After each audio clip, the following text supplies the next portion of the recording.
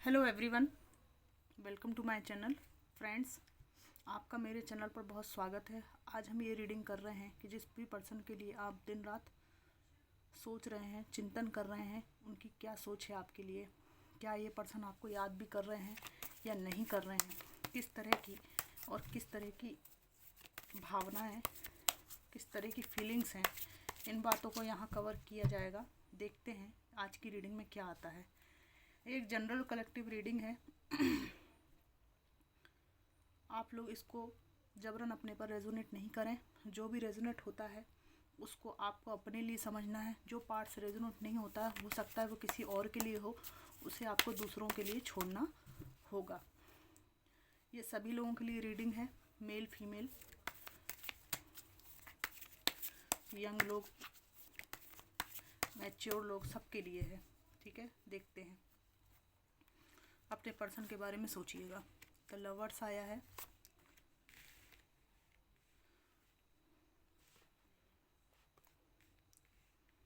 Lovers, 4 of cups, the hermit, 6 of cups, queen of wands, 9 of cups. Bottom of the deck है page of cups.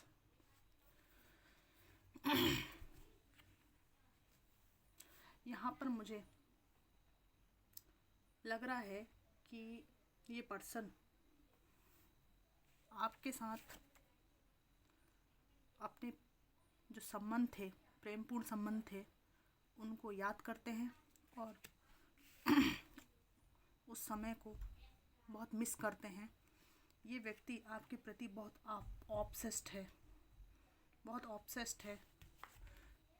कहीं और बंधे होने के बावजूद भी ये दिन रात आपके बारे में ही सोचता रहता है, जिस तरह का आप दिन रात इनके बारे में सोचते हैं। यहाँ पर दिखाई दे रहा है कि आपने इमोशनली इनसे विड्रॉ किया है, दूरी इनसे बनाई है। ये आपको बहुत प्रतिभाशाली व्यक्तित्व का स्वामी मानते हैं और इनको लगता है कि आप बहुत सीक्रेटिव हैं और अपने जीवन के कुछ राज इनसे छुपा रहे हैं, जिनको ये जानना चाहते हैं। इनको लग रहा है, ये जो ऑब्सेस्ड एनर्जी है इनकी, ऐसा इनका मानना है कि इन्होंने कुछ भी किया हो, फिर भी आप इन्हें ही पूछें, इन्हें सुकून नहीं मिल रहा है, बेचैन है बहुत ज़्यादा। इन्होंने आपको जो सेक्रीफाइस कर दिया जीवन में अन्य चीज़ों के लिए, और एक पर्सन भी यहाँ पे आ रहा है, किसी थर्ड पार्टी सिचुएशन का आप शिकार हो सकते हैं। किसी अन्य व्यक्ति के लिए आपको सेक्रीफाइस कर दिया, आपको खुद से, अपने आप से दूर कर दिया। तो अब इनको सपोर्ट के अभाव में आसपास वो सपोर्ट नहीं मिल रहा है, वो सपोर्टिंग माहौल नहीं मिल रहा है जो आपसे इनको सपोर्ट मिलता था। ये एक चाइल्डिश एनर्जी वाले व्यक्ति हैं जिनके साथ आपने बहुत सेक्रीफाइस दिए हैं, और सेक्रीफाइस देने का कारण ये था कि आपका इनके साथ परिवार था। परिवार को बचाने के लिए आपने काफ़ी प्रयास किए, ठीक है, लेकिन ये व्यक्ति एक तरफ परिवार की दुहाई देता रहा और दूसरी तरफ आपको किसी और के साथ जगल करता रहा। ठीक है, इनको दोनों हाथों से लड्डू खाना था, और आज भी इनकी यही एनर्जी है, चाइल्डिश एनर्जी है। ठीक है, इनको लग रहा है कि आप इनको अपने पास भी नहीं फटकने देना चाहते। आपको कोई रुचि नहीं है कि ये आपके ऑरा में प्रवेश करें,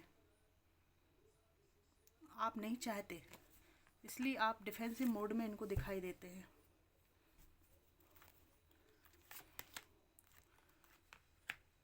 जस्टिस आया है, नाइट ऑफ वॉन्ड्स आया है, मैजिशियन आया है, wheel of Fortune, last card और निकालूंगी, किंग ऑफ सोर्ड्स, कुछ लोगों के लिए यहाँ पर डेफिनेटली थर्ड पार्टी सिचुएशन है। इनको लगता है कि इनके चारों ओर भगवान ने तलवारें लटका रखी हैं। इनको ऐसा लग रहा है कि भगवान से इनको दूरी रहना चाहिए। कहने का मतलब ये है कि भगवान से डर रहे हैं ये, भगवान से भाग रहे हैं ये, क्योंकि इनको लग रहा है कि आपने तो इनको अपनी ज़िंदगी से जाने दिया, कोई कठोर दंड नहीं दिया, लेकिन भगवान इनको इतने इजीली आपकी लाइफ से जाने नहीं देंगे। ये भी चांसेस है कि आप लोग भगवान में बिलीव करते हो, जस्टिस पसंद इंसान हैं आप लोग, ठीक है। और जस्टिस पसंद आप लोग हैं और ईश्वर आपको जस्टिस देगा, क्योंकि आप लोग ईश्वर के भक्त हो सकते हैं। इनको ये भी लग रहा है कि ईश्वर कभी भी आपका बुरा नहीं होने देंगे। जिन लोगों ने आपके साथ गलत किया या गलत करने का प्रयास किया, ईश्वर उन्हें नहीं बख्शेंगे। ये सब बातें इनको डर के चंगुल में ले जा रही हैं। और यहाँ इस कनेक्शन की पेनफुल एंडिंग ज़रूर हुई है, तभी यहाँ जस्टिस का कार्ड आया है। इन्होंने आपके साथ धोखा किया है डेफिनेटली, और ये धोखा इस तरह का था कि उस समय आपको संभलने का मौका नहीं मिला, इतना समय नहीं मिला कि आप अपने बारे में सोच सकें, समझ सकें। काफ़ी पेन मिला है, काफ़ी तकलीफ़ें दी हैं इस रिश्ते ने आपको। रिश्ता ख़त्म हुआ है इनकी तरफ से, उसके बाद आपकी तरफ से ख़त्म हुआ, यहाँ ऐसा लग रहा है। ऐसी विकट परिस्थितियों में आपको इन्होंने हाथ छोड़ दिया, जिसके लिए आप बिल्कुल भी रेडी नहीं थे। तो इनको ऐसा लग रहा है इन चीज़ों का बदला लेना निश्चित रूप से बनता है, क्योंकि अगर ये होते तो ये पक्का बदला लेते। तो इनको ऐसा लग रहा है कि अब आपकी बारी है, क्योंकि आप बेकसूर हैं और इनकी जो गलतियां हैं ये इनको शर्मिंदा कर रही हैं और ये आपको फेस नहीं कर पा रहे हैं। ये डिवाइन से यही प्रे करते हैं कि आप लोग इनका सच सोसाइटी समाज में लाने की जगह सीधे मूव ऑन कर जाओ, मूव ऑन कर जाओ, ताकि आप जब किसी के हो जाओगे ना, या कहीं और आप इतना बिज़ी हो जाओगे कि इनसे कभी मुलाकात ही ना हो आपकी, या इनको कभी आपके सामने ही ना आना पड़े, तो वो इनके लिए मतलब गहरी शांति का विषय होगा। क्योंकि क्या है कि अगर ये आपसे मिलते हैं तो ये शर्मिंदा होते हैं, तो इनको लगता है कि आप मूव ऑन कर जाओ तो इनके ऊपर मंडराते बादल छट जाएंगे। इनके ऊपर मंडराती जो कर्मा की लाठी है ना, वो शांत बैठ जाएगी। इनको लगता है कि शायद इस तरह से कर्मा से बच जाएंगे, लेकिन यहाँ पे व्हील ऑफ फॉर्च्यून आया है, यहाँ मुझे लग रहा है, और जस्टिस भी आया है।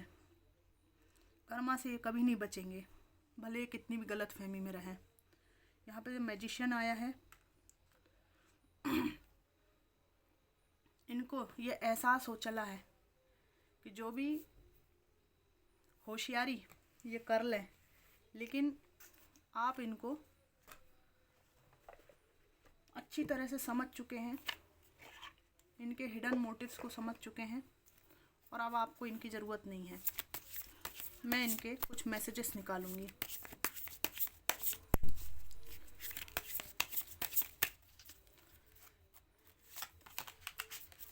Will this pain ever stop, ये आया है।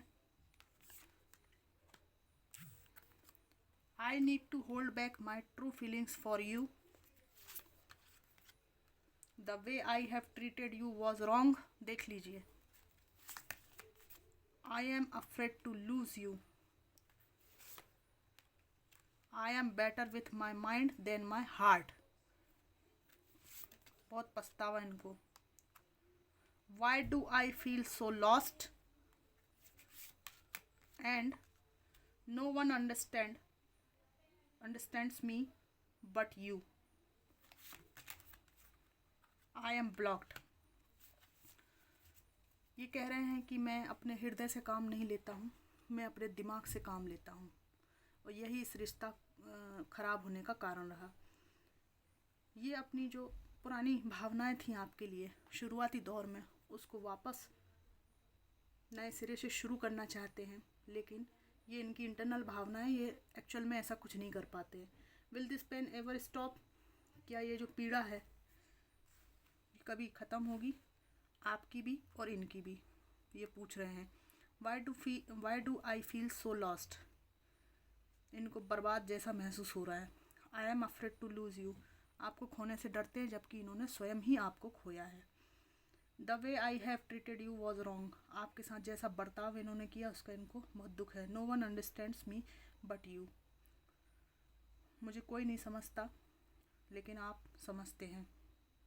ये पुराने समय को याद कर रहे हैं जब आपने इनको अच्छी तरह से समझा था, तो इनको आज भी फील होता है कि शायद एकमात्र इंसान आप ही हैं जो इनको समझ सकते हैं। आई एम ब्लॉक्ड, आपने हो सकता है इनको लंबे समय से ब्लॉक कर रखा हो, इसलिए ये सोच रहे हैं कि मैं बात भी करूं तो किस तरह से करूं। यहाँ पर इनकी जो एनर्जीज़ है वो एक बचकानी एनर्जीज़ है, बचकानी से एनर्जी हैं। इनको किसी की ज़िंदगी में आना फिर चले जाना, ये सब चीज़ें मामूली लगती हैं, कोई बड़ा इनको लगता नहीं है, रिश्तों की कदर नहीं है इनको।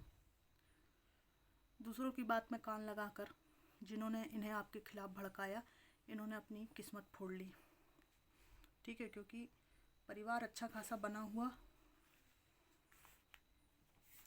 सब कुछ संपन्नता क्रिएट हो सकती थी, पर इन्होंने आपसे पीठ मोड़ी, जिसके फलस्वरूप आपने भी इमोशनली विड्रॉ किया इनसे। ये व्यक्ति दिखने में बहुत अच्छा हो सकता है और इनको लगता है कि अपनी चिकनी चमड़ी का फ़ायदा, बुरा मत मानिएगा दोस्तों, जो लोग ज़्यादा सुंदर होते हैं ना, उनमें मैंने कई बार फील किया है, कई परिवारों में देखा है, जो ज़्यादा खूबसूरत होते हैं ना, वो अंदर से बहुत शातिर होते हैं। तो आप ये कोई पैमाना नहीं है कि कोई व्यक्ति हैंडसम और सुंदर है तो उसका मन भी अच्छा होगा।